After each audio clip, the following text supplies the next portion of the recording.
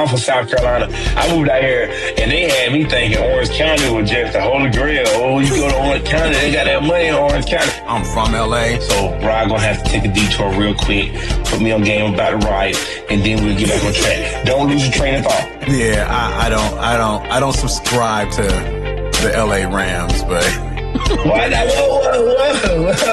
Let's talk about this. Hold on. Sometimes you just gotta go with how you feel. I am old enough to remember a time where it was weird to be on the internet. My name is Trey Hatton. This is Rob Palacio. This is going to be a beautiful thing for sure.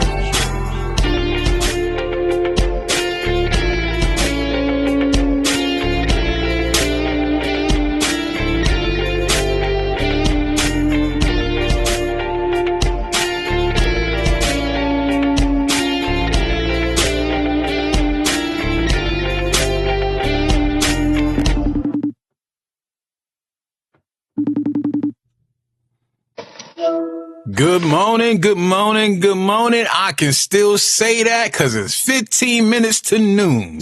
Yeah, I wear that good morning now. Man, I'm going to say it till it ain't. I'm the type of dude, I don't care if it's like 12:30, I still say good morning. It ain't afternoon to me till about 2. It's literally afternoon after nope, noon. It ain't afternoon to 2.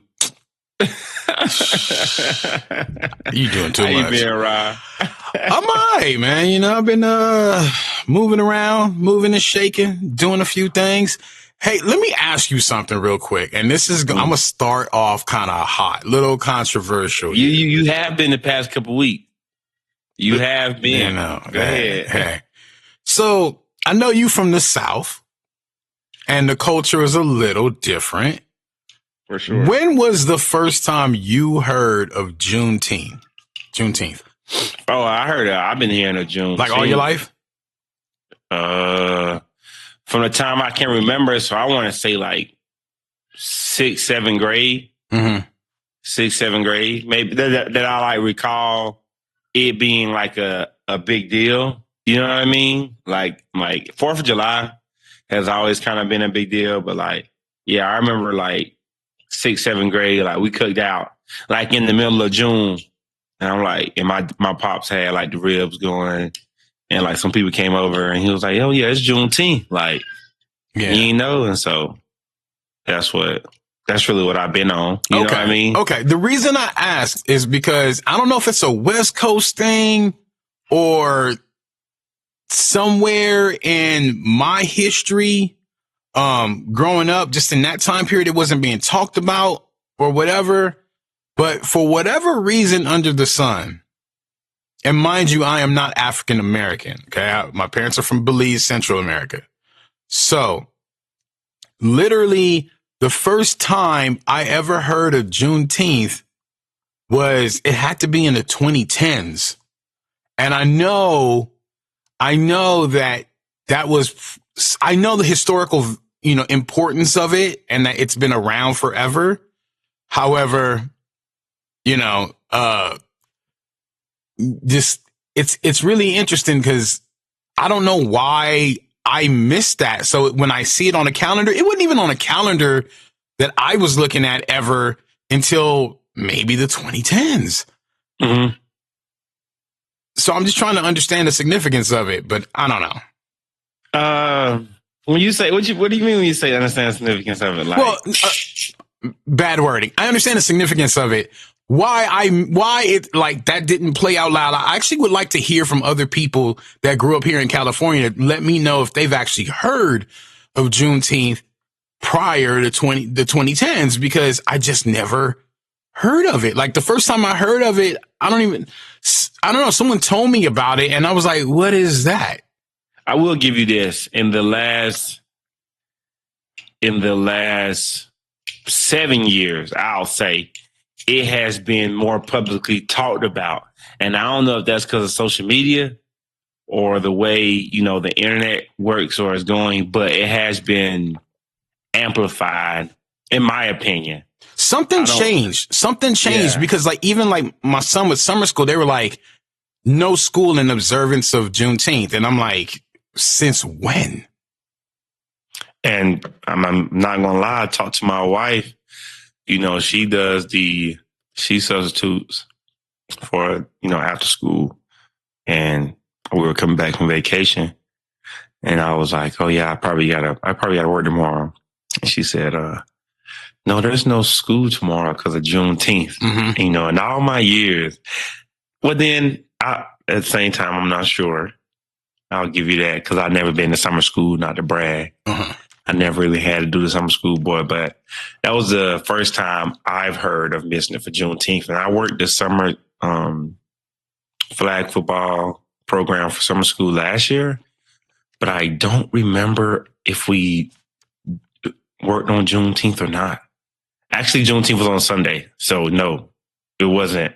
Okay. It was on a weekend, so it didn't matter. But I think that is something new for sure. At least they've been trying to push it on a culture.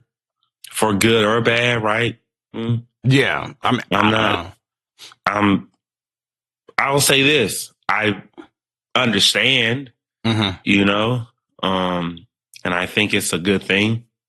But yeah, I do think maybe it was one of those things. I do think it's a great significance. Like, I think it's a huge deal, but I just think it was something that got covered up.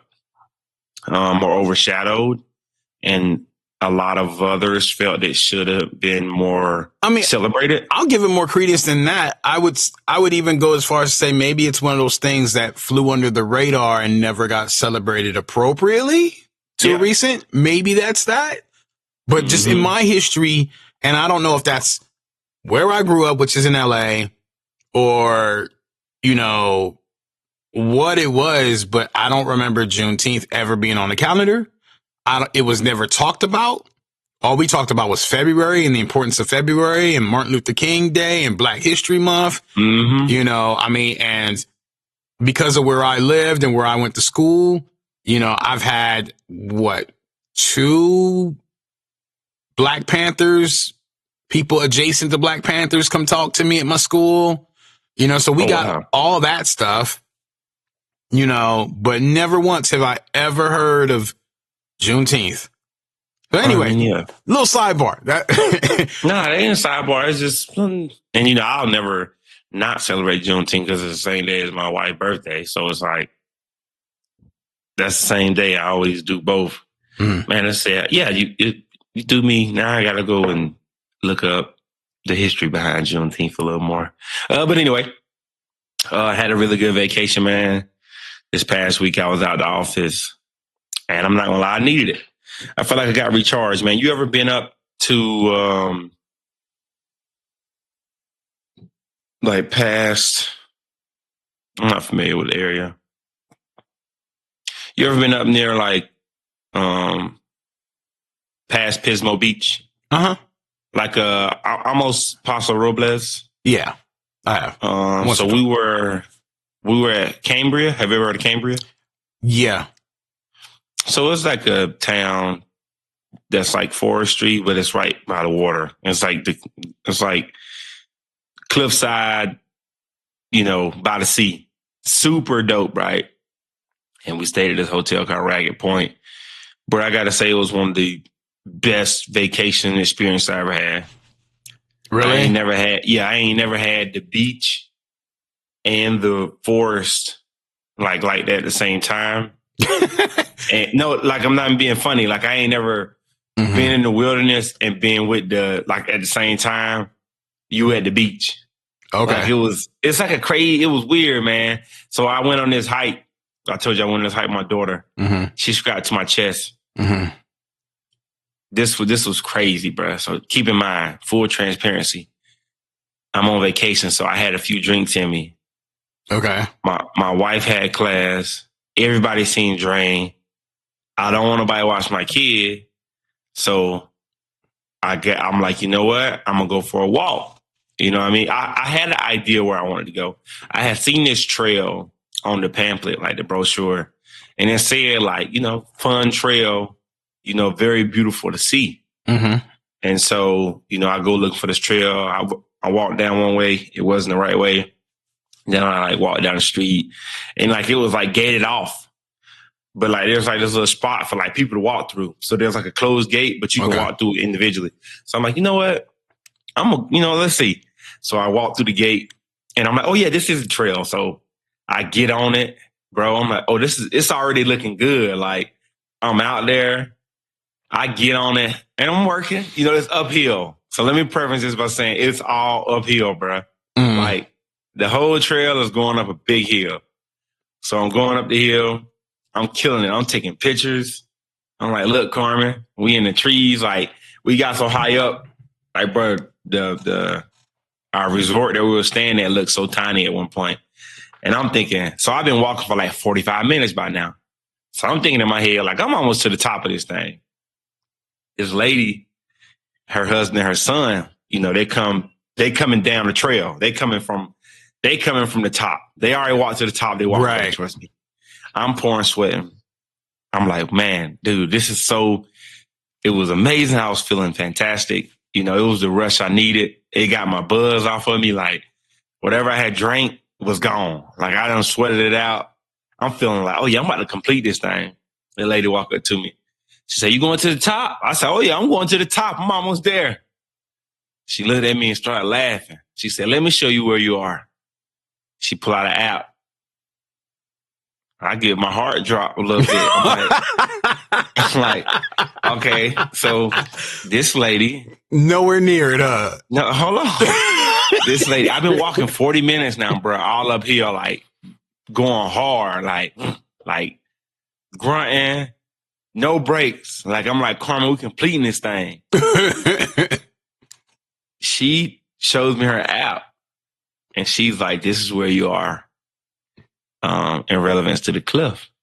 And she's like, and I look at her, she's like, you're not even halfway there. And and so she's like, you got another mile, like 1.2 miles, but it's all uphill, bro. So it's like, she's like, you got another 1.2 miles. She's like, you're close and you got enough daylight to walk there and back. She's like, and you're doing it with your baby girl, which I love. And she looks at her son and she goes, I had him strapped to my chest doing this same trail when he was 5 months. And I'm like, and he's like 18 now. Mm-hmm. So keep in mind. So as much as she killed me mentally when she said that, she sparked a flame in me that was like, I ain't no punk. You feel me? Like, she not about to. But was Carmen ready for that? I went out there so unprepared, if I can say that, being completely honest. I just was going on a walk. Right. Which turned into a freaking But sometimes outdoor. it be like that, yeah. Well, I knew I wanted to go on a hike. Mm-hmm. I knew I wanted to go down, but I wanted to go down something simple. Just go out, maybe see a waterfall, come back. Right. I didn't know I was going to go to the top of the cliffs where we were staying, work my butt off. So anyway, back to the story. I'm going to finish this. That lady say, good for you. You got this. She's hyping me up. Keep in mind, bro, it's cold at the resort. It's like 70 degrees. That's cold to me, 68. So I left the resort with a hoodie on. Right. And some Adidas joggers. Mm-hmm. I run into that lady. She's got shorts on and a t-shirt and a tank top. She said, oh yeah, the closer you get to the top, the hotter it is. I go, lady, that's some information they probably should put inside the pamphlet before people start walking up this cliff. She's like pouring sweat. Mm-hmm. My hoodie is soaked. Like I'm getting it. So I'm like, you know what? I'm gonna get it. So I walk another 40 minutes, bro. So at what point did you send that video to me? Because I was like, oh, he's sweating, but I could tell by the outside. I was like, it's getting warm and he got a hoodie on. I'm like, why? Bruh, that video I sent you was almost towards the end. Because I didn't go I went to a peak, but I didn't get to the tippy top. Okay. Like I went to like a top peak. You know what I mean? Okay. After I told that lady, I walked for another 40 minutes, bruh. And I'm talking about in that last 40 minutes, I stopped and sat down. I took Carmen out. I made sure she wasn't overheating, right? We sat in some shade on the side of the cliff, looked down. I started to have some some intrusive thoughts about fucking sliding down the hill. So like, I got up and started walking again. You know what I mean? Because I was paranoid. Right. I was like, I'm too high to have my baby not secure with me. So we sat down for about 10 minutes. So it's already been. I started walking at 5:30. It is now almost 7. Sunset at 8:20. So I'm walking. I'm like, okay, it took me an hour and some change to get to this point. I'm gonna get down faster because it's downhill. Yeah, you should get down a little faster. But I'm not gonna try to rush it because I done beat myself up trying to get this far. Like, bro, I'm in this, and bro, my phone died. So now it's like I'm real life in I'm out here with nature. Whatever happens, and I got my daughter. Right. Now, did I want to go to the very top? Yeah. Did it kind of eat away at me that I didn't get to the peak? A little bit. But I promise you, I was probably like 0.4 away from just getting there. You know what I mean? Right. But I had so many variables. Yeah. And the fact that I didn't tell nobody I was leaving was kind of messing with me too. They probably thinking, like, where'd he this go? man, like, what he got going on? So I was like, I went to that peak. It was a stick in the ground. Like, you made it this far. You know what I mean? Right. And let me tell you this, when you get to the peak, bro, there's a backside of the cliff that you can walk down. So it was an 8-mile hike in total. I think I might have did like 3 miles, like close to like 3. So I start walking back down, bro. You know what I realized going back down? Bro, it's harder to go down than it is to come up the mountain, bro. If it was it kind of steep? Oh, bro, it was super steep. Oh, okay, yeah. Because then you got to brace yourself so you don't go down too. Yeah, bro. It's easy when you turning them knees and getting up that hill and you're on that Stairmaster. And you got an additional whatever Carmen way at this point, bro, on your knees. Bro, I'm still sore. My hip, bro. My hip flexors, my back. Bro, I'm walking down the hill, and at one point, bro, I just start sliding because like my knees are about to give out because like I'm bracing myself with every step, like, and I'm just looking for, you know, there's points on the trail where it is flat, but there's not enough of those. You gotta think, bro, I was up stupid high, and so I'm dying now. My knees is like aching. I'm like, man, I can't wait for this to be over with. What was I like? All that energy I had on the way up to the top, going back down, I'm like, it was fun, but going back ain't fun. You know what I mean? My whole energy had flipped, but I had like a checkpoint, like I had marked somewhere to let me know I was almost done. You know, I do stuff like that. Like I threw a rock down to let me know, like, this is the start. You know what I mean? Even if it was a little ways walk from the hotel still. Right. Like I left, like, and I saw that rock and I was like, I made it, Lord, I made it. And so going down actually didn't take long at all. It only took 40 minutes. Okay. Got back. I thought everybody was gonna be freaking out. Nobody was, you know, they was like, where was you at? You know, where your phone? We've been calling you, but nobody was like tripping. You know what I mean? So all in all, it was a good day. Do I think I won the day? No. Man, listen, man, you got out on a nice hike with your daughter. What you mean you ain't win the day? Do I think no, because I wanted that peak. Yeah. I wanted that. I mean, you know what? Even sometimes the variable of the unknown, you know, just not knowing what you might encounter on this trail against, you know, sundown is enough to be like, maybe not. It ain't that deep. It wasn't that deep. It wasn't that deep, but, and my wife ain't really into hiking. So it was like me trying the rest of the trip, I was chasing that high. Like, do I get up and just go for a 3-mile hike? Right. I mean, a 3-hour hike, but I'm on vacation with my wife. That kind of defeat the purpose. Right. You feel me? Yeah. Like, it was convenient because she was in class. And so it didn't really, you know, me going on a hike didn't really mean that. You know what I mean? It didn't matter. Right. So what made you guys pick that location? That my in-laws just picked it. They said they had heard good things about it from friends. Okay. Complete surprise to me. I mean, bro, it's literally the cliffside of like, I don't know if that's considered Central California. Like, is that considered Central California or no? I think it's on the cusp of Northern California, but I was going to tell you, if I realized where you were at, I would have told you to go up the way to Hearst Castle. Bro, I was right there. We went to Hearst. We just didn't go on a tour. Okay, you should have, man. I did the tour and whatever. I can show you the pictures. It's awesome, bro. Like you see that what is it called? The Olympian pool or whatever it's called. And, you know, depending on the tour you take, you get different wing. It's a castle. It's a real castle. Like, bro, he had too much money. It's like the only, like, I think like whatever style of castle it is, it's like the only one, you know, like on the West Coast or something like that. But, you know, I took my kids. It was pretty crazy. And then we went across the street to the beach to go see the seals. Oh, yeah. Yeah, we had a good time. Was it a pier there when you went? They built a pier there, bro. I don't remember. It was a couple years ago. It was like 3 years ago. Okay. They built a nice pier on that beach. I mean, it'll go way out, bro. People be fishing on it and everything. It looked like it was new, but we went to Hearst, and the lady scared. She ain't scared my mother-in-law. She probably was right.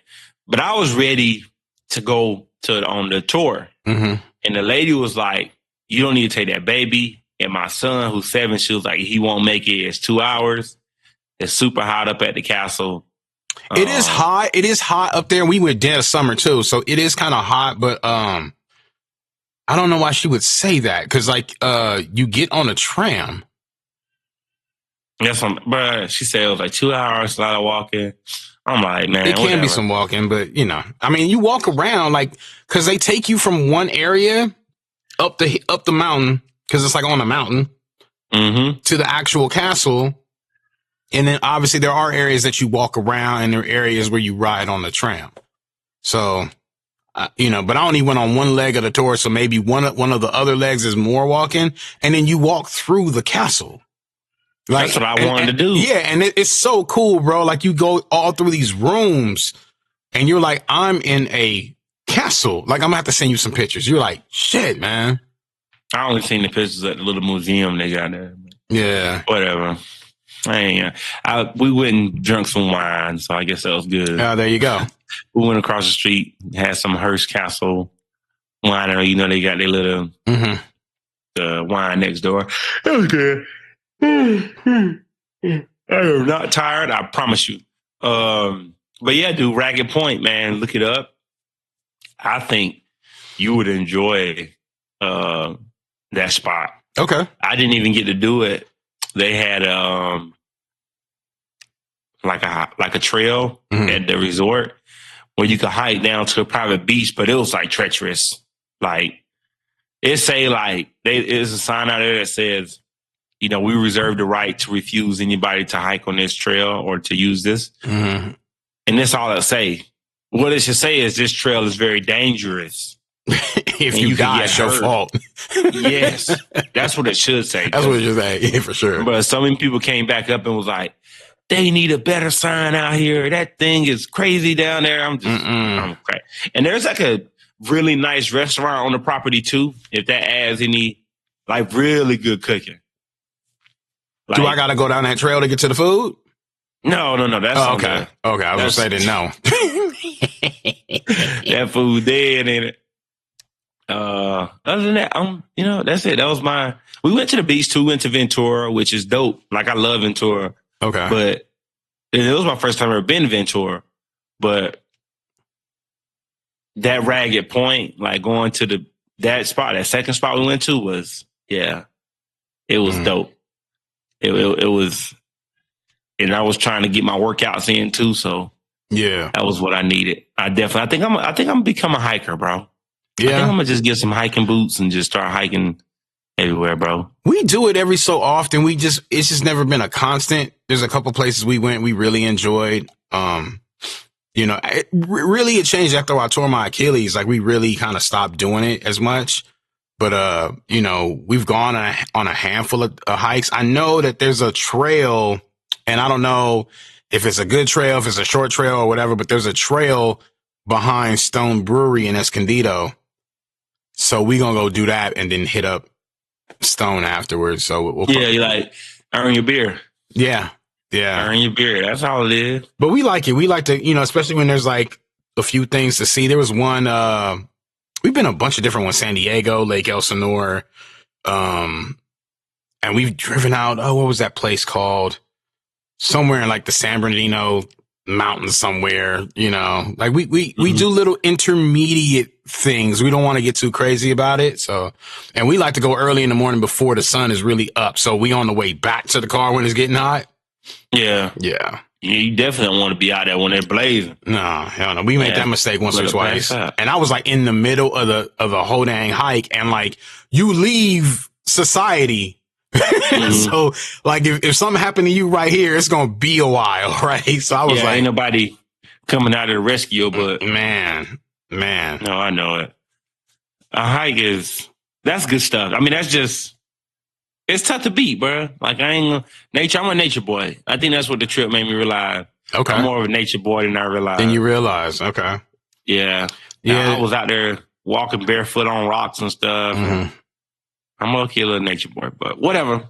That's enough about the woods and nature. Let's talk about some stuff that really get us going here. That video you sent me has left me in my thoughts, man, about a lot of things. And which one? I think didn't I send you like more than one video? I be dropping bombs on people.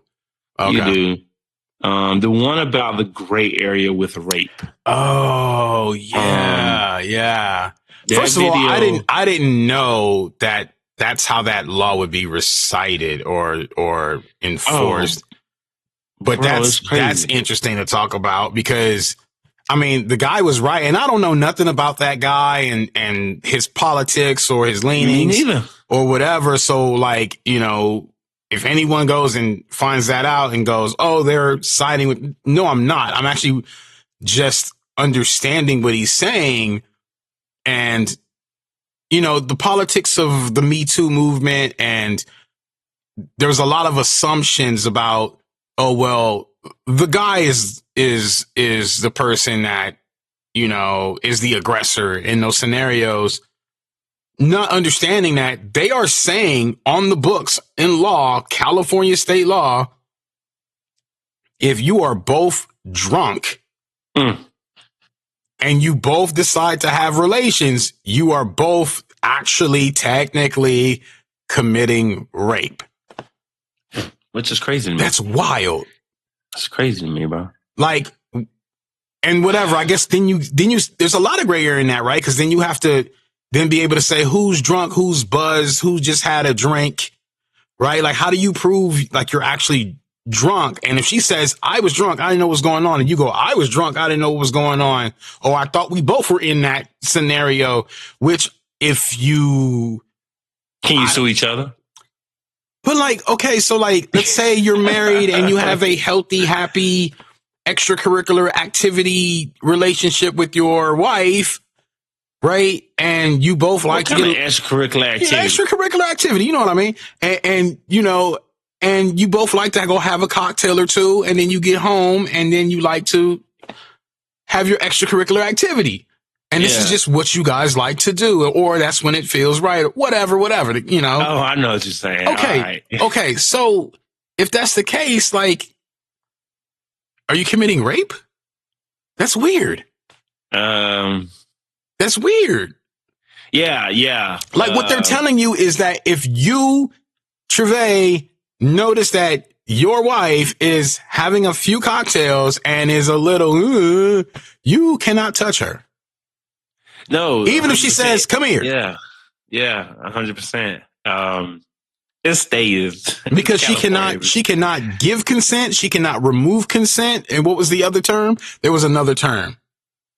But she cannot give. She can't give. She can't remove. And she can't. Whatever the other term was. And that blew me away. You know what? I should have to. Oh, I can't pull that up. I don't have it on my phone. But yeah. It's all good. I don't know. It's a lot of gray area. And this is and I just remember, I don't know. I feel like I understand what they're trying to do, and you're trying to protect people, and people have done weird things in history. Obviously, we're in the midst of the Diddy trial and all that, but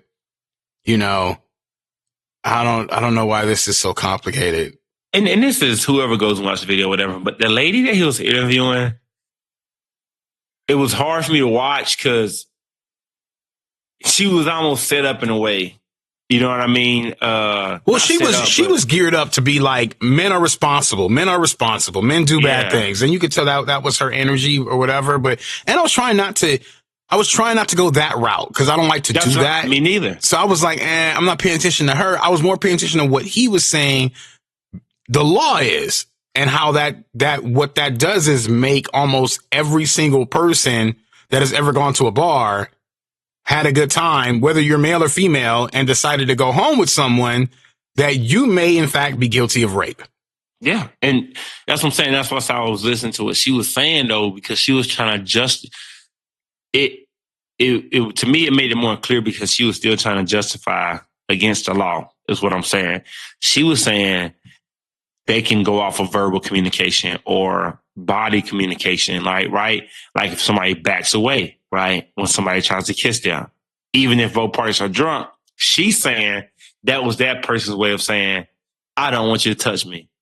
And I'm thinking to myself, but y'all drunk. So you don't even know. Right. You feel me? Well, so what he was trying to tell her is you need to have a little grace. Right. Yeah. If you're out, let's say on a date, you're on a date, like, so you're both there with the purposes of seeing where things go. Right. This is not like some stranger you met, but maybe even is, but whatever. And you go out and you're having a few drinks and she touches you and you touch her and you're having a great time and you're talking, you're chatting and you think, oh my God, she's really into me and I really would like to kiss her right now. And you go in for a kiss. Right. And she backs away. That's not assault. That's her letting you know she's not even saying I don't like you. She's not even saying I don't want that. She's saying I'm not ready for that in that moment, maybe. Right? That could be interpreted a lot of ways. She could also be saying I don't like you like that. But yeah, that's going to be left to two adults to talk about and have conversations about, right? Mm-hmm. So you have to, what does that tell us? Women, we gotta raise our women to be clear about the signals they put out. What does that tell us about our boys? We need to raise our boys to be gentlemen and to look for those signs and to be able to communicate if things get a little weird to make sure she feels safe, you feel safe, everyone feels secure. Like it has to be an effort on both sides. If it's not, things get weird, right? And and I think both sides should be able to talk about, oh, hey, sorry, I was really feeling you. I really wanted this or that and whatever. That doesn't make it sexual assault. But like, that's the thing. The second something happens, even if she felt uncomfortable, like, oh my God, I really didn't like him that way. I just thought we were going out for drinks and he tried to kiss me. As uncomfortable as that is not sexual assault. That's an unfortunate thing that happened because maybe you weren't clear or maybe he thought, maybe he was just bad at understanding that and he thought that might have gone somewhere. Like you should be able to not feel like someone was going to kill you. You know what I mean? Like it's a little weird. Like both parties feel safe. If you're with somebody, nobody's drunk or somebody is drunk. Now let's just say nobody's drunk, right? You with somebody out hanging out. You're having a good time. Somebody start taking off clothes. Is that sexual assault? I don't know. If you're drinking, you can't give consent that it's okay to take off clothes. No alcohol. I'm just curious. If you start taking off someone else's clothes? No. One person just start taking off their own clothes. No, because there's no sexual advancement. That person is just taking off their own clothes. Okay. So I guess if you don't like that, they're being decent, maybe? I don't know. If you add alcohol and they do the same thing, is that sexual assault? You haven't actually assaulted anyone. You have to actually touch someone to perform assault. Okay. All right. If I'm understanding that right. No. I think you are correct. I'm just curious. I just don't. Bro, that whole interview just had me like, what? I'm like, what? You know what it made me happy? It made me happy I have my person and I'm no longer dating. Because I hate to be on the market right now. That's terrible. Oh, If that's what that's my like, I God. I am so worried about both my children. Oh my God. Man. So I have a problem because I feel like I have a good understanding of situations and what's right and what's wrong. And so when I found out that, if you are intoxicated and you make an advancement on somebody, or if both parties are intoxicated and you make an advance on somebody, or if y'all have intercourse and the other party did not enjoy it, that is technically considered rape.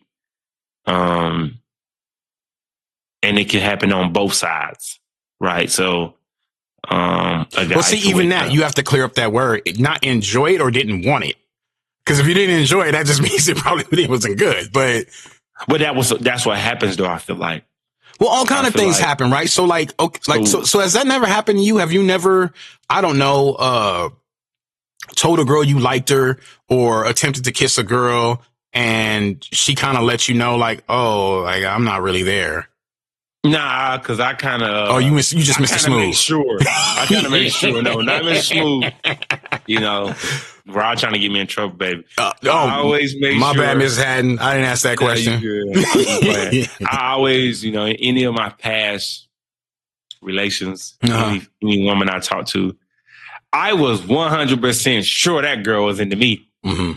I was never shooting in the dark. Like I ain't never. You never chanced it? No, I ain't never been that confident. Okay. So not like that. Like to go out and just see a shorty and be like, I know she into me. So I'm about to go make this move and she gonna whatever happen. No, never. That's interesting. That's how you think. Cause we should probably have more conversations about that type of stuff. Cause I've never had that thought process of like, oh, she just into me. It's That's more how they so, think, though. It's more so like, for instance, like I'll give this away. When I met Jen, we did a lot of talking, right? Because we met online. So we did a lot of talking. She into you. We were talking for about a month, right? Before we we were able to actually go out. I think we've already told the story, car trouble, all that, whatever. So it took me about a month to get to her. Yeah. So we go out. We have the best Taco Tuesday date ever in history. And we're just talking. We shut the place down. We're there until they close, right? I walk her to her car and I'm like, I'm feeling it. Right? Like I walk her to her car. She turns around. She looks at me and we're standing there. And I just was like, man, like this girl's so beautiful. And I just want to kiss her. And I leaned in. And at first she just stood there like the first half second. So it got almost awkward. And then she realized what I was doing and she met me. You know what I mean? So it turned out, right? And I gambled because I felt safe enough that she wasn't going to feel like, what are you doing? Or anything like that. Yeah. But I think and you'd have to ask her, but I think for her, she just was like, oh shoot, like he really does like me. What do I do in this moment? And so it took her like a half second later to catch up. Right. Cause she was like, oh, he's going there. Right. So yeah, it was a little shock. Right. So I was like, okay. But in that hesitation, you start to think like, oh, damn, did I miscalculate? Oh, yeah. You know what I mean? You think about a lot of stuff. You think about a lot of stuff in a half second, right? So, yeah. But someone's got to do it. And then if you don't, as a guy, because, I've had this happen. I was a super gentleman. Didn't get the required, what I think I needed to feel like I could be a little bit more aggressive with what was going on. So I decided not to do nothing. Next thing I know, she not picking up my phone calls. A couple days later, she was like, you're a little too passive for me. And I was like, what do you mean? She was like, I need somebody that's going to put themselves out there and like make things happen. And I was like, you didn't seem like you were enjoying yourself. She was like, oh no, I really enjoyed my time with you. But like, it would have sealed the deal had you like been more aggressive. And I'm like, you gave me zero indications that was 100%. Exactly. You know what I mean? I'm not comfortable doing that. You know what I mean? Let me ask you this. If Jen would have just stood there, not met you, but you still kissed her, how would that would have felt to you? It would have been rejection. That's rejection, right? But if she don't move, but your lips touch hers, you feel like you have been rejected? I mean, if it's that standstill, like I'm not trying to kiss you, but I let you kiss me, then like, oh, okay, she's being nice. She doesn't really want that, right? Because there's a few things she could do, right? Is that sexual assault? I mean, I don't think so, or else I wouldn't have did it, right? But this is where we're starting to get into that gray area because is that sexual assault? But like, that's why I had to do that, right? But like, she had a few choices. She could literally say no. She could take a step backwards. She could give me her cheek instead of her lips, right? To let me know it ain't what you think, right? And then I would need to respect that, or whatever. But when she decided to meet me halfway and, meet me for the kiss. So, like these are things that we have to gamble because I guarantee if you leave it to most women are going to be some sort of modest and not want to initiate a relationship in that way and tell you, I want you to do this. I want you to 100%. Do that. Yeah. But for some reason, we have people out there saying that's what all women want and deserve. And I'm like, I beg to differ. I've just met too many women that don't want that and not in a bad way. Like they want you to say, girl, I like you. I would like to take you out. I'm into you. I want to keep you forever, whatever. Man. It's hard, bro, because like I didn't ask the first time I grabbed Jen by the hips or any other woman I've been with. I did not ask. I didn't ask. I just was like, sexual assault. I guess so. But I guess I'm marrying the person I sexually assault. I don't know. It's just crazy. But I was like, hey, come here, whatever. She was like, oh, hey, whatever. And I just hugged her and grabbed her and it was like, hey. So let me tell you, you told me about you and Jen. So you said you was passive. I'm the same way. First time I hung out with my now wife, we were hanging out in my Nissan Altima, just kicking it. I remember like it was yesterday. And I picked her up. We went and got 2 milkshakes. We talked for like 3-4 hours. Amazing conversation, just going back and forth. At the end, it kind of got intense. This is day 1. It got a little intense. I was like, I'm going to take you back to the house. I think I shook her hand, bro. Dropped her off, right? Next time we hung out, same thing. We went and got like a little snack, went back to the car, was outside her apartment. We talked it up in my whip. It got real like intense. Like I'm singing, playing R&B. We kicking it. She's looking like she ready to make a move. It was definitely in the air. And my wife would tell you to this day, like, the fact that I didn't kiss her on the second night was like, she left. Like, I told her, like, all right, have a good night. She was like, oh, yeah, we're going to be friends forever. Like, he don't never want to be with me. Like, she just thought I want to be friends. And so the third time we hung out, not third night, because it went like 3 or 4 days went by. Because, like, after that night, she was like, he just trying to be my buddy. Like, we just gonna be buddies for the rest of our lives. The third night, we finally kiss. Boom. We here. Now we're married. But I'm saying, like, but I had times that I should have done something. Okay. But I didn't because, once again, I have a fear of rejection. And I also didn't want to ruin everything up until that point. Right. So I think it was like, I don't know, man. But don't you find that it's different every relationship? Yeah. Like, or every person that you're with, right? Like you can go like, okay, you literally have to date this person a month and a half, 2 months, whatever, before you feel that sort of intensity and go, okay.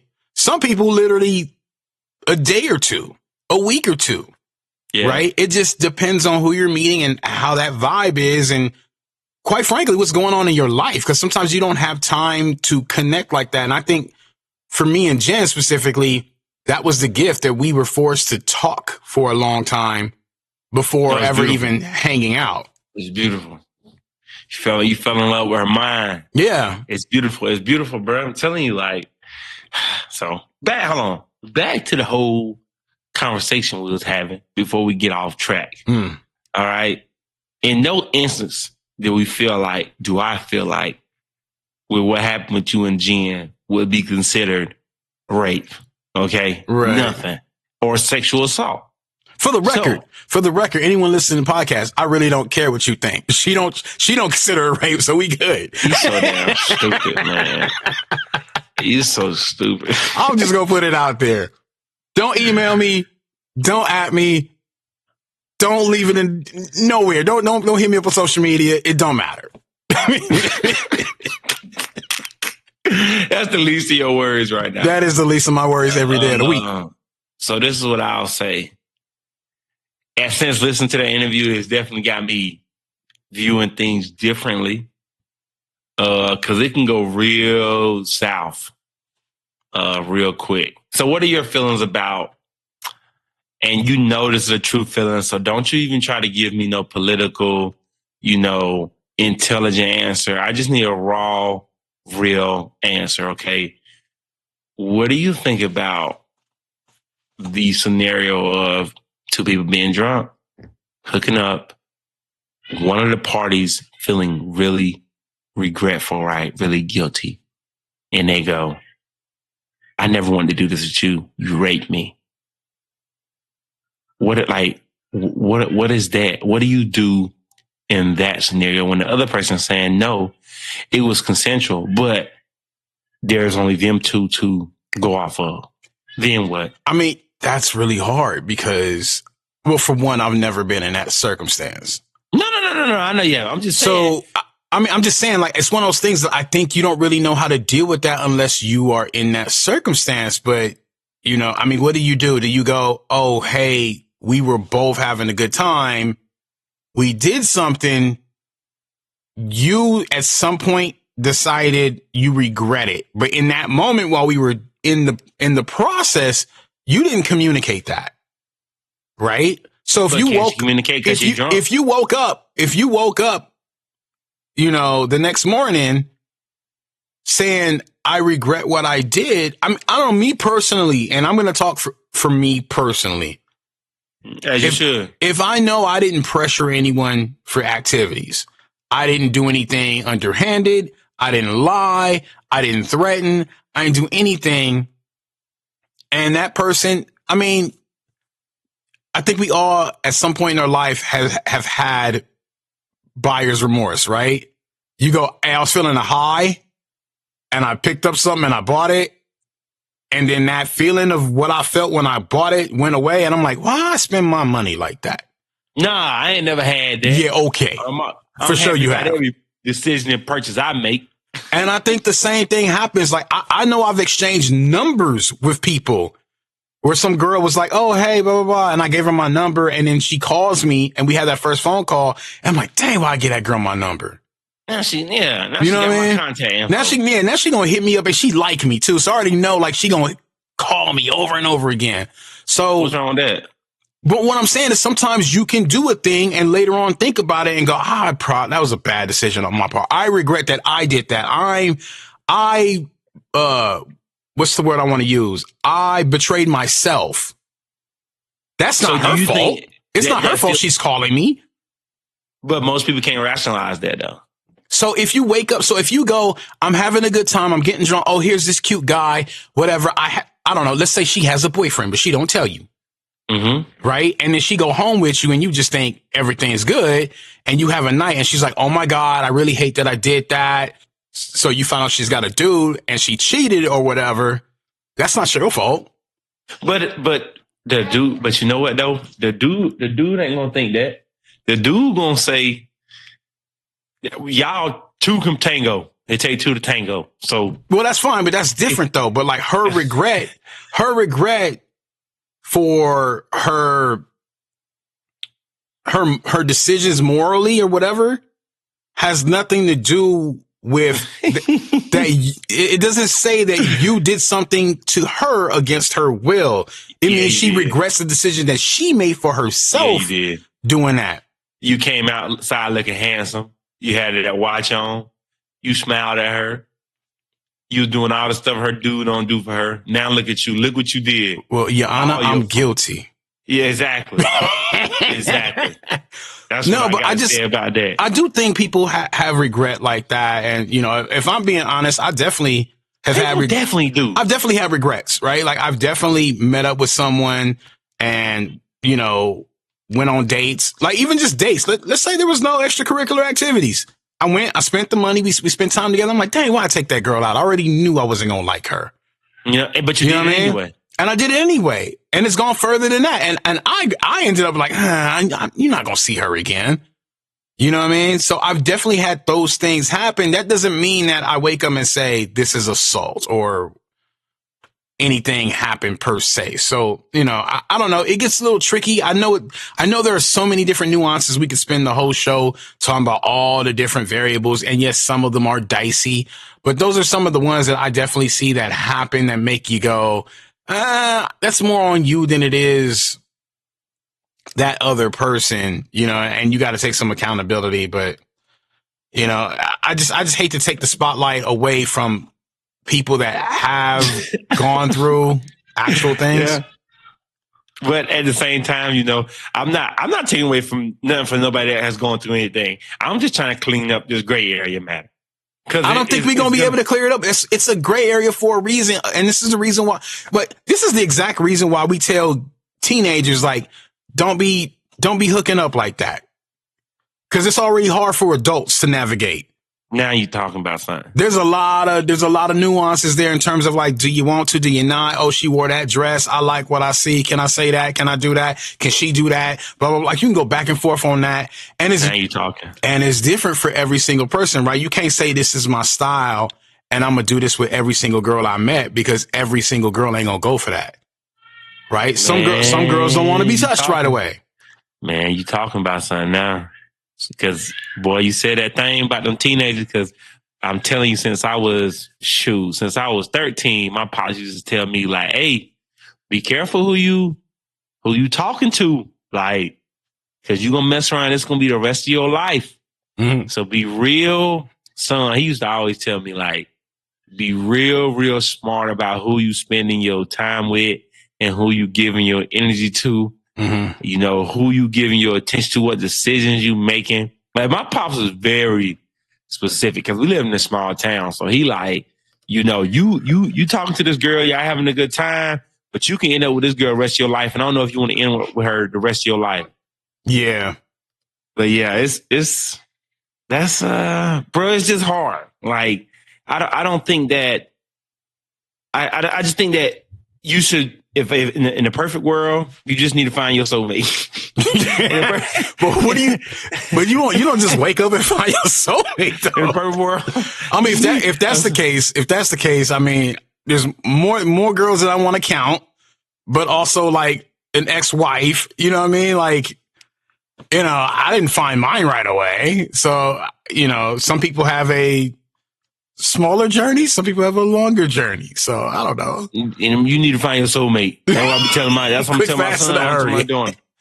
You find your soulmate. Don't be out here messing around, man. Do you think we are examples? You know. Do you think that's a good thing? Like to meet your soulmate super early, or like you know, before you have many experiences, or do you think experience is also important? I'm going to answer that question by saying that your life is what you make it. So the person that met their soulmate, you know, and they don't know anything outside of another relationship, is enjoying their relationship just as much as the person that it took 6 relationships for them to find their soulmate. Now, I'll say, I think it's better if you don't have to go through 6 relationships to figure out this is the person who you want to spend the rest of your life with. Okay. But let me say this, because I'm not answering your question and I'm not going to dodge it. I'm not dodging it. Mm-hmm. I'm just telling you how I think about it. Now, life is all about experiences. Okay. So just because it took somebody 6 times to understand how to love someone, because that's my thing. Okay. I think that it takes some people longer to understand what's going on around them. That is what I truly believe about, just humans. I just think some humans adapt and adjust differently outside of, finding your soulmate. Sometimes, your soulmate, you might not have been ready to love that person if it had not been for your last encounter with you know what I mean? Mm-hmm. You could have, you needed that growth to get to where you needed to be. Okay. But on the same notion, I just believe in the fight. So I believe, if you're willing to fight for it and if you're willing to grow and change, because I'm one that believes change is good, especially in a marriage, and not changing who you are, but change as in you're growing and it's okay to be uncomfortable and it's okay to grow together. Mm-hmm. That is what I believe. So it's all about your life. I mean, you got to believe that no life is better than yours from the jump. Okay. And when you believe that, it solves a lot of problems. That makes sense? Yeah. Yeah. And I'm with you. I think it is about experiences. I just think, and again, maybe I'm a little biased because it took me a little longer with everything I got going on. So, I think you do need some form of experience to be able to fully accept or understand the gift that you're given when you do meet the love of your life. I think sometimes if that just happens right out the gate for you, one of the issues that can come up is it's too much. You think like, oh, I have this, but there's something missing and I want more. Yep. Maybe I can go get that. But if you've dated a little bit, you may understand, hey, it's hard out there. Yep. It's hard out there. You know what I mean? And I'm damn lucky with what I got. And if the only thing that's going bad in this relationship is sometimes this person doesn't wash dishes or whatever, maybe I should work that out. You know what I mean? Like, and I'm simplifying it, but nah, you definitely simplifying that guy. But I think and this is where I think I just think so because, I wouldn't be the man I am today. And I don't think, I've told her this, I don't think I would be ready to enter into the relationship I'm in with Jen had it not been for all my previous relationships. And I don't mean that in a bad way towards any of my exes. I just mean that I learned a lot about, never mind girls or relationships. I learned a lot about myself through all those exchanges, so I think that's important. I think some people don't need as much experience and I think some people need a little bit more. But some need a ton of experience. Yeah, some people need a ton of experience. So I don't know. Lord. I don't know. There's a lot there. I was just talking to you about it and I was just thinking about how I'm at the bar. Let me preface by saying that. And so I just heard so many perspectives and, you always kind of got to have your guard up to protect yours. You know what I mean? And you listening for the good and you don't necessarily want to hear the bad, but you do, at the bar. And so it's like, for me, don't be in a relationship until you're ready. Work on your personal growth. Work on your personal character. Don't be getting in no relationship you're not ready for or that you're not mature enough for. I will say that. I think immaturity and lack of understanding of others' feelings is where we have issues in relationships. I think that when you have a clear understanding of how both parties feel, there is no issue. You know what I mean? There is no, but when one person isn't communicating how they feel and the other person is, then you have, gray area. Mm-hmm. Yeah. And so it's like, and it's not a relationship podcast. And I haven't gotten a degree in, counseling or how to construct a perfect relationship, but I have been married for 2 years. I have been in a few relationships, and I'm young. I'm 28, right? You got more skin in the game than me. Mm-hmm. But I just think that what I do works. I think what I do works. So I take my advice. It's a perspective. I mean, that's why it's out there, because someone needs to hear it. There's someone that's going to be 28, married, in their first couple of years. So I was there. I was 28 and married. So, those perspectives do matter. I think, there's so much. you have to be able to learn to walk through it. And the whole point we're trying to say is you're never going to have all the answers. And I don't think you're supposed to. Yeah. In a relationship or jumping in relationship. You're never going to read a book. Yeah. You're never going to talk to someone and go, that's all the answers right there. Like, now I have a perfect relationship. It's never perfect. There's always something to work out. And that's what older people will tell you. There's always something to work out. There's going to be the hard days. There's going to be the hard weeks. There's going to be the hard months. Right? So you have to navigate that. So now when you throw in, going back to what we were talking about, you start to throw in extracurricular activities. Stop with the extracurricular activities. That's what it is. Yeah. And that's actually the term I use when I talk to my daughter about it. Oh my God. Extracurricular activities. Yeah. Crazy. Yeah. When you're doing that, you already know, like, it gets even more complicated. And there are gray areas, because that goes right into things like, your confidence and, the very intimate personal parts of you that we all may feel a way when we have it out there or have it exposed. And it's a very vulnerable state, not just for women, even for men. Then you get emotional in your decisions and things like that. And that becomes tough to navigate. And I don't think, I saw it that way for most of my life, Why? If you don't mind me asking. When you're young, you just don't think of it that way. Yeah, that's true. When you're super young, you just like, man, I'm trying to get it in, right? I'm having fun, and you enjoying that ride and whatever. You never think about tool. Yeah, you never think about the emotional toll it takes when you start touching on somebody. You know what I mean? When you start advancing on somebody, like, that means something. I will say this: I had that mindset as well, but I also I'm an more emotional dude. Mm-hmm. So whatever, how can I say this? You got to protect the guilty. I know, exactly.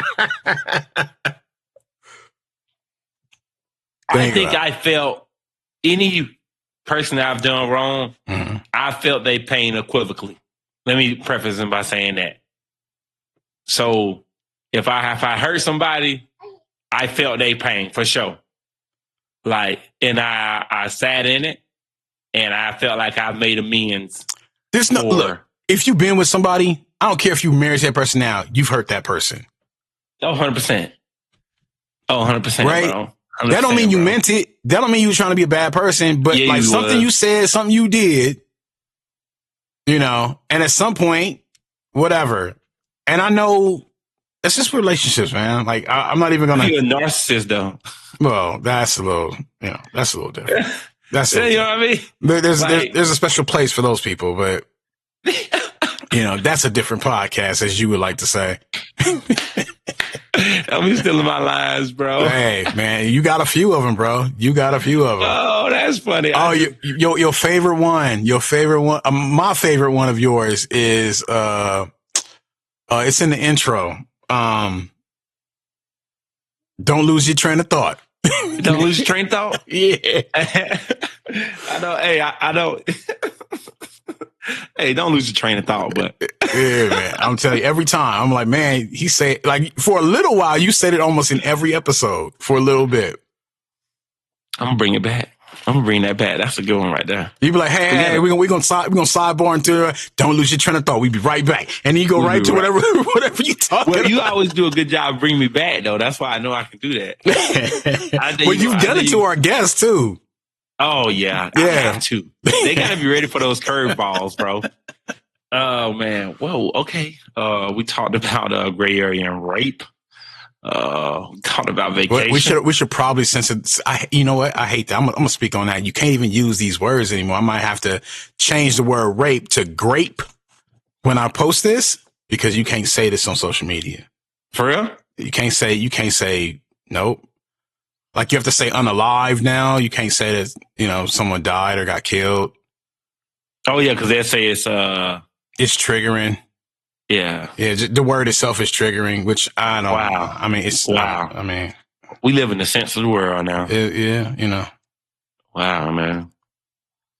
Do you say rape to your kids when you're describing something?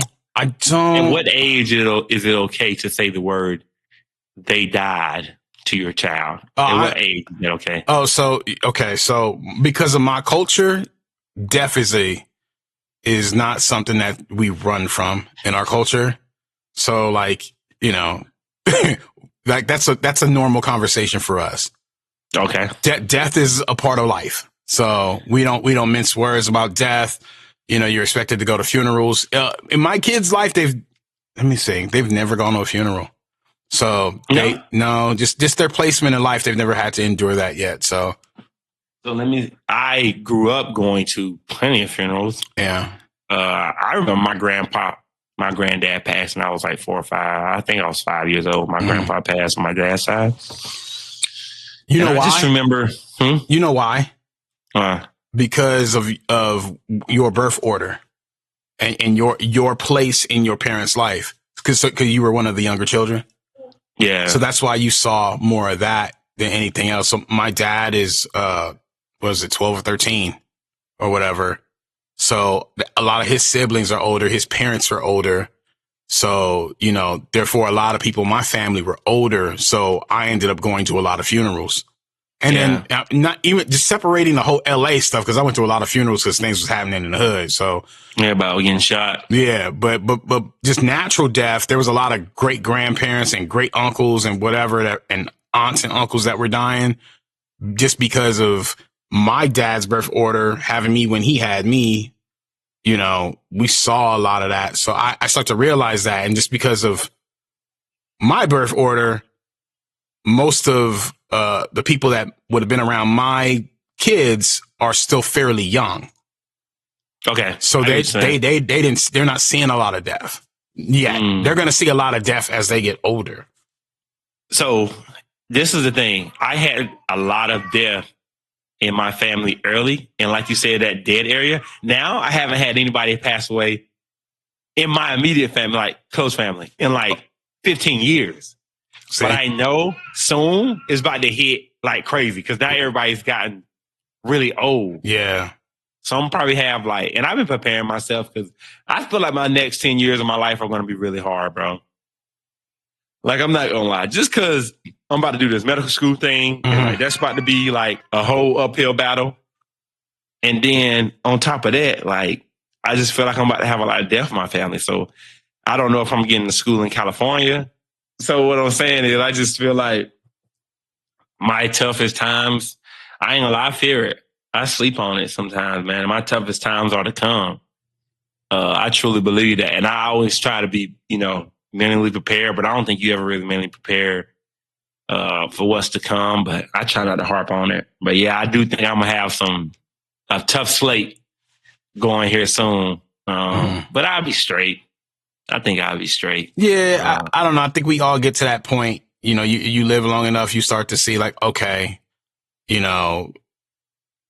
it's time for things are going to start happening, and that's not a bad thing. It's just, hopefully it's because life has ran its course and people are older. I mean, it's always hard when it's the young ones, when I lost my cousin who I grew up with at the age of, 27, 28, that ain't had no business happening. You know what I mean? Yeah. But then, you know, you lose a grandma at 90 years old. You're like, okay, you lived a good life. That was hard because that was Good my job, favorite. Grandma. Good job. You know, you ran a nice marathon. You know what I mean? So hopefully that's usually it. You know, life is not like that. It's a whole basket of things. So you just you take what you can get and you enjoy your life. Life is like a box of chocolate. Right. And stop playing in the gray area. Chill, bro. My bad. Chill, bro. I can't even get drunk no more. Like, I can't even get drunk and make an advance on my wife because she's gonna say I raped her. Hey, no, you should get drunk, and when she come to you, you should be like, "I said no." I said no. if you touch me again, catch me in the morning. You know, oh my God, that's so boring. Well, fellas, if you want a loophole of how not to lose all your money in a divorce, just say your wife raped you. Yep. So yes, sir. Multiple times. Just don't say Ross said it or Gervais said it. Oh yeah, you didn't hear. No, you didn't hear that from us. Podcast. Nuh-uh. You heard that from Buddy. We just took a spin on it. That's all. I think we should. I think I'm gonna post that link on my IG. What? Post what? The link you sent me. I think I'm gonna just post on my story just to see what the reactions are. Yeah, I thought about posting on Raising the Bar, but I was like, I don't want to be controversial like that because without context, maybe it doesn't. It seems a little. We got to kind of speak for ourselves.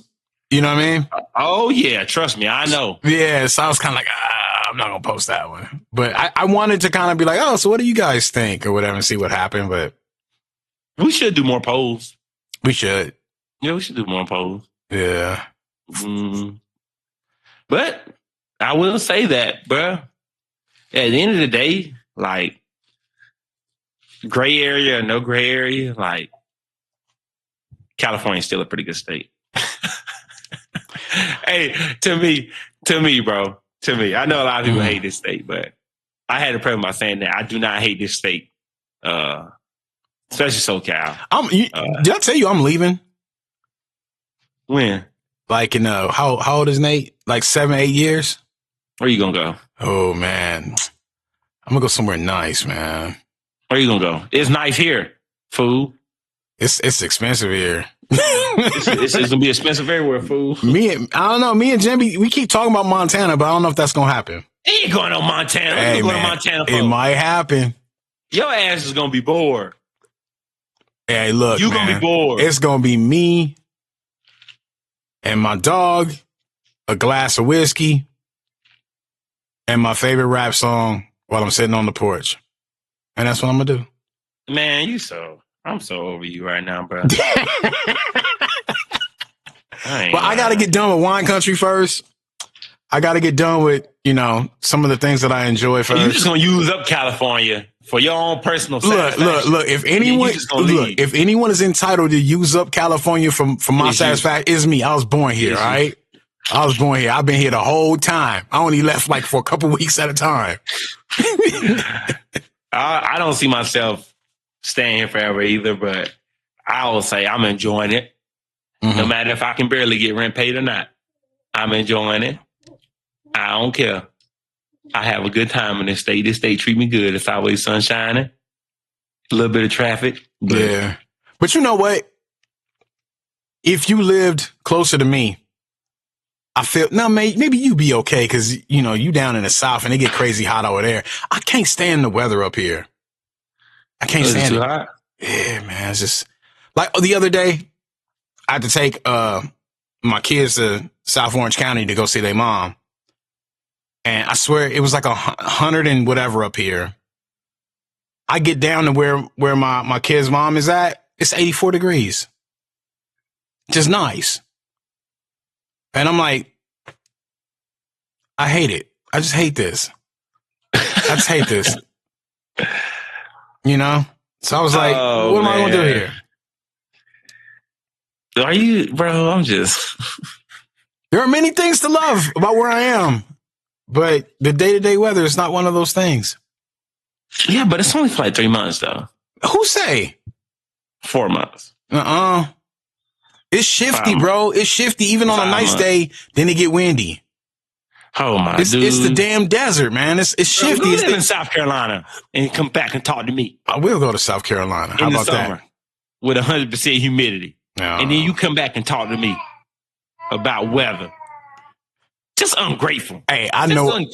See, I ain't got no experience. See, so I can't be in a relationship with South Carolina. Hey, I'm from where the mosquitoes, they don't even care, bro. The mosquito bites you, look you in your eye, and say, "I got what I wanted. Kill me." So it raped you? Yeah, kill me. I came here for what I want. You're terrible. I got my blood. Damn. The flies don't care. They look you right in your eye as they land on you. This is my skin. Is that not yours? Is that why you left? No, that ain't why I left. But do I miss that? No. Not at all. Not even a little bit? Not even a little bit. Them mosquitoes hit different, boy. The mosquitoes like suicide bombers, bro. They coming in, bro. They, pew! I don't care. We did it. We got another one. We irritated another person. That's what I think they think we land on. They don't even want to survive, huh? No. They don't care nothing about no surviving. Oh, my God. All they want is a drop of blood. A drop of blood so they can get high. I don't know. I'm just saying, I'm down to try something. Man, I got to try something else. I would say if I lived near you, though, I would enjoy it probably more because I had somebody to hang out with. I don't really hang out with nobody. I just be with my kids. Yeah. That part would be cool. Yeah. If I had somebody like, if you were 5 minutes away, though, I'd probably be having too much fun. But then we would push each other to work out, though. So it'd be it'd be some good things going on. You know what I mean? Yeah. It'd be some good things going on. That's what I'm saying. That's the only thing, bro. Like, I don't have no... When I got married, when me and Summer were engaged, like, we had friends, like, in South Carolina that would come by every day. Mm-hmm. Like, that's the biggest difference in being here in South Carolina, probably for me. It's for, like, I still operate, you know, and I don't care about saying on air. I just have an open door policy. So, you know, if you just showed up at my house and I rock with you, like, I'm not about to turn you away. Like, that's just how we operate. Like, we would have friends, you know, that, you know, knew where our key was and opened the door, let themselves in, even when we weren't home. You know, pour yourself up a drink, do what you do. We get home when we get home. If you leave before we get there, lock it up, and we good. So, you know, I still operate like that. Mm-hmm. You know, I just don't have we just don't got nobody stopping in. You know what I mean? Yeah, I still, you know, what's mine? I'm not picky like that, bro, about my food or my alcohol or my amenities, especially if I call you my family or my friend. Right. I've never been like that. So yeah, that's been the biggest change for me is, you know, all my friends living where I do, you know, like all my friends are in Orange County or in LA. Mm-hmm. So I rarely ever see my friends. So it's been really hard. And the people that I've met out here, they're all busy people. So I don't see them every day. Yeah. So same thing. Like I don't really have anybody coming over. I kind of see people when I see them. Usually I just it's my kids, it's work, and that's kind of it. So it is what it is. You just go with the flow, bro. We in flow right now. That's what I call it, bro. We just in life. We in the flow of life, bro. Bro, at the same time, like, if I live near you, like, we'd probably get a workout in there, but like, bro, let's go to the bar. Yep. Like, you feel me? Like, let's go grab a beer. Because that's what homies do. Yep. Or come by my crib real quick. Let me make you a margarita. Yep. Or a man of war. Like, let's just chill. Yep. Like, that's what I be on. You know what I mean? So. Got to do it. Whatever. I ain't going. All you got to do is follow me in Montana. It's going down. I'm not going to Montana. So you might well forget that shit. I ain't going to Montana. You on your own. Hey. It must be nice. Kanye used to live out there. Huh? Kanye I heard what you said. No, I had a neighbor who moved out there. He retired out there, and he actually was showing me pictures. Really nice where he was at. So that's part of why we're considering it. But yeah, people in Montana just try to show you it's fun when it really ain't fun, so they can get more people out there. So all I need is a good saloon and peace and quiet. That's not all you need. And some wine. That's there. Okay, we're getting close. And my woman. Yeah. That's it. No. I'm kind of good. Everything else I can find on the internet. That's what I got Amazon for. All right. Amazon don't deliver as fast as they do in California. You waiting 5-6 days for that package.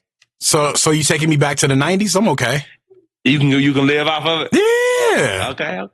Yeah, I was raised in the 90s, bro. I don't need next day nothing. Yeah, everything next day out here, so you might struggle. Yeah, that's okay. I can do that. All right. That's a fair trade-off. You know what I mean? You ever think about that? The mail gonna hit different. Yeah, I'm used to that though, because like LA hit different, right? Way different from Orange County, so it's not the hustle and bustle of a big city. So I'd already made that transition once, so that's not a big deal for me. Yeah, I feel that. Yeah, I mean, in my heart, I'm a city boy, but like I'm over it. Like I want to do something else. You just go stay in the redwoods, bro. What I was talking about earlier, bro. Go stay in Monterey. Monterey. Actually, go stay in Paso Robles. Just get you a nice little. Ain't it expensive out that way? Huh? I said, ain't it expensive out that way? Ryan got money like that? Not yet. We speaking life. Yeah, but I mean, I ain't trying to spend my money like that. You know what I'm saying? You so stupid. Say that, then. Say that, then. Okay, my bad. But hey, I'm good. Hey, once again, thank you guys so much for always tuning in and listening to our shenanigans. We give some of the greatest life advice that you ever heard in your life. That's why you keep coming back. I understand that now. I will say that. I don't know. After today's topic, I think people gonna be in trouble. Don't listen to us. They won't be in trouble. Husbands really got some gems today. Husbands for sure. Women, I don't know.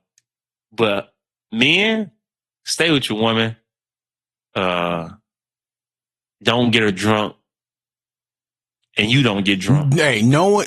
What we learned today, the whole reason we brought it up is because we just learned that no one could get anyone drunk and have extracurricular fun anymore. Yeah, exactly. No extracurricular activities while you're drunk. You got to do it all sober. That's it. That's literally the summary of the podcast. Unless you both were willing to go to the slammer. That's the reality we live in. Good night, everybody. Hey, thank you. Thank you for listening to another episode of Raising the Bar with Rod and Treve. If you like what you heard, do us a favor and share the podcast with a friend. Don't forget to like and subscribe to podcasts also. New episodes every Wednesday. You can leave us a comment on the episodes where you stream them on Instagram at rtb.podcast or send us a direct email at rtb.podcast25@gmail.com. That's rtb.podcast, 25 @gmail.com. See you next week.